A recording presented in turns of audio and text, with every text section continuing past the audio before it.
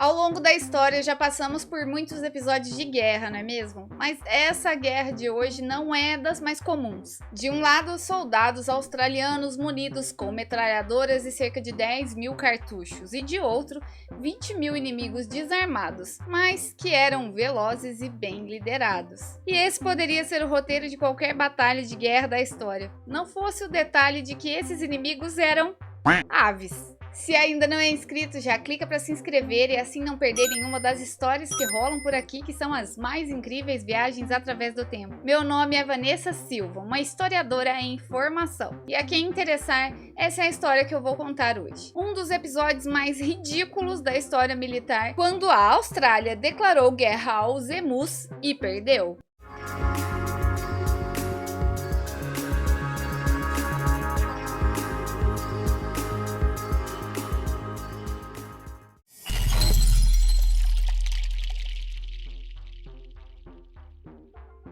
Esse embate aconteceu a partir de 2 de novembro de 1932. E primeiro vamos conhecer um pouco dessas aves. O inimigo em questão eram mais especificamente os emus, parentes nativos dos avestruzes.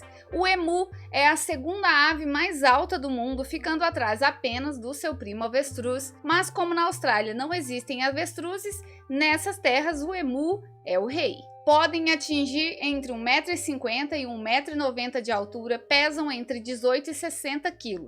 Podem correr a uma velocidade de cerca de 48 km por hora. Ao correr, uma passada pode chegar a 2,75 metros. Agora que já conhecemos as características do inimigo, vamos aos porquês. Afinal, por que a Austrália estava declarando uma guerra armada a esses bichinhos? Primeiro, precisamos voltar um pouco no tempo e entender o contexto em que a Austrália vivia naquele momento. Tudo começou com o fim da Primeira Guerra Mundial em 1918. Os soldados sobreviventes voltaram para suas casas e não havia emprego para todos os que retornaram do combate. O interior da Austrália era pouco povoado e aí o governo teve a ideia de ceder aos ex-soldados terras no oeste árido do país para mais de 5 mil veteranos plantarem trigo. Apesar do governo estar ali oferecendo essa ajuda, nem tudo que foi prometido foi dado aos ex-soldados para que pudessem trabalhar com tranquilidade. Eles enfrentaram muitos problemas, o país vinha passando por um período de seca incomum,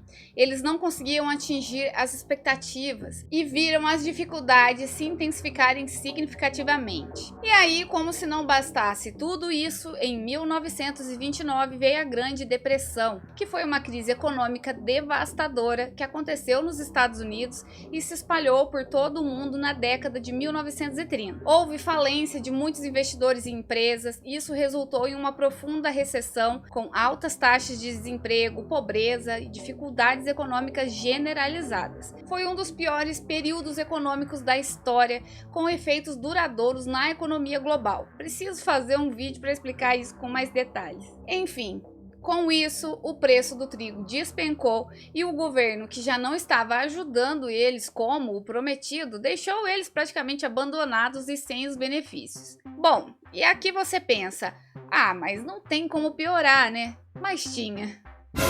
Foi aí que a invasão mais inusitada aconteceu e nenhum veterano de combate esperaria ou estaria pronto para combater.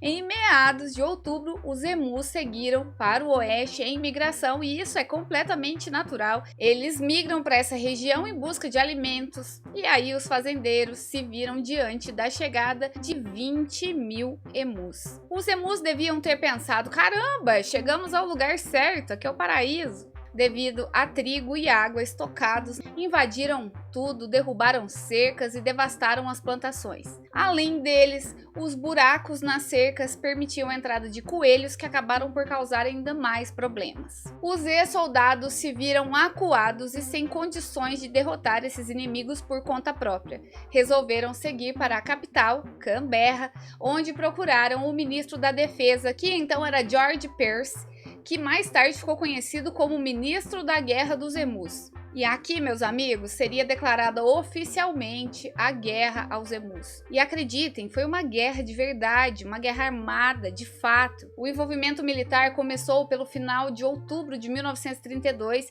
e a guerra foi conduzida pelo Major G.P.W. Meredith, da 7ª Bateria Pesada da Artilharia Real Australiana. E comandando os soldados, o Sargento S. McMurray e Gunner J. O'Halloran, armados com 2 metralhadoras Lewis e 10.000 cartuchos de munição, partiram para o campo de batalha contra o exército de 20.000 inimigos. O embate aconteceu no dia 2 de novembro. Eles foram para a batalha com um ar de vencedores, afinal, era armamento pesado em cima de indefesos dos animais. O objetivo inicial era abater e pegar 100 peles de emus e com eles fabricariam chapéus que entregariam aos Light Horsemen, uma tropa montada australiana. O que eles não contavam era que os emus não eram tão indefesos e burros quanto eles julgaram. O primeiro dia de guerra foi um fracasso. Avistaram cerca de 50 aves. Meredith logo deu as ordens que cercassem até estarem ao alcance dos disparos, mas ao tentar encurralar os emus, eles se viram perseguindo aves gigantes que corriam a mais de 40 km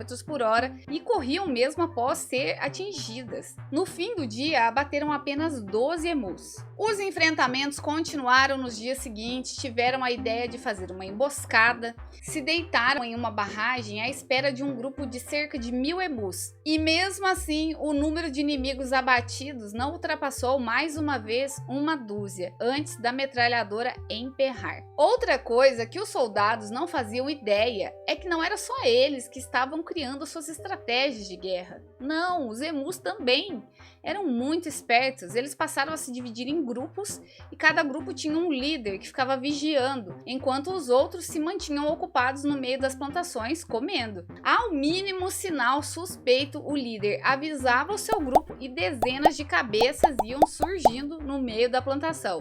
Os emus então saíam em debandada e o líder ficava no local até os últimos estarem em segurança. Major Meredith pensou então num ataque motorizado usando um caminhão, mas o terreno era instável e ao tentar combater a velocidade das aves em meio aos solavancos, os soldados não conseguiam estabilidade para atirar com a metralhadora. Eles erravam todos os tiros.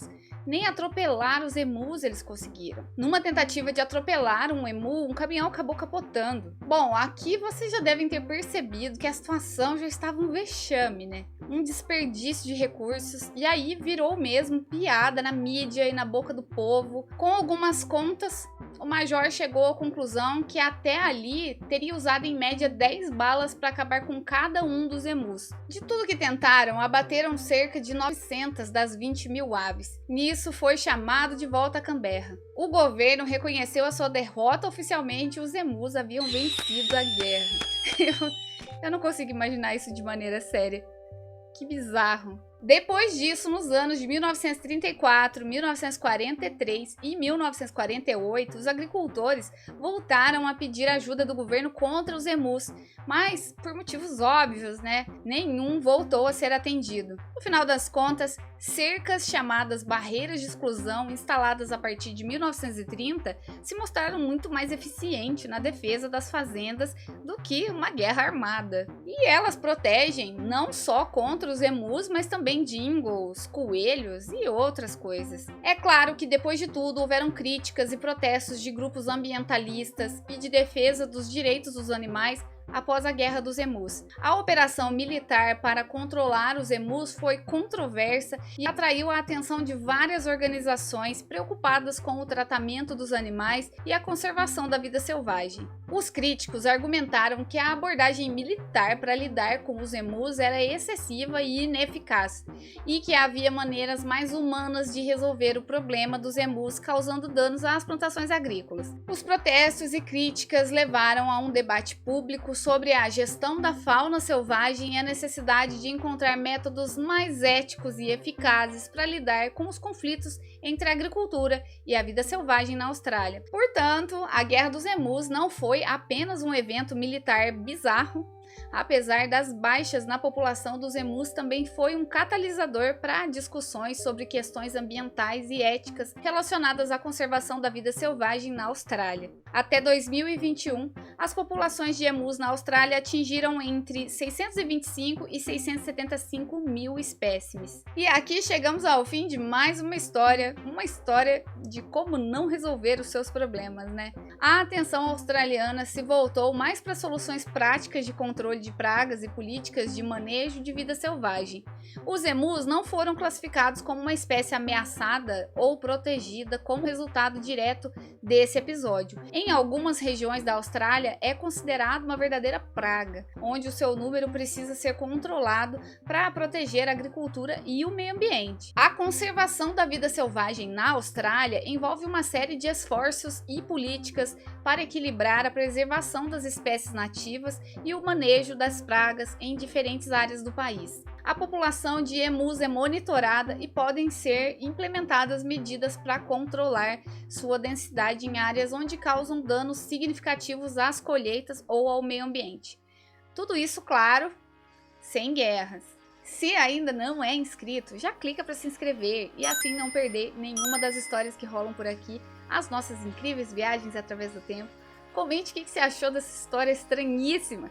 Deixe o like, se possível compartilhe com alguém que possa gostar do nosso conteúdo. Vou deixar na descrição do vídeo as fontes de onde baseamos o nosso roteiro de hoje.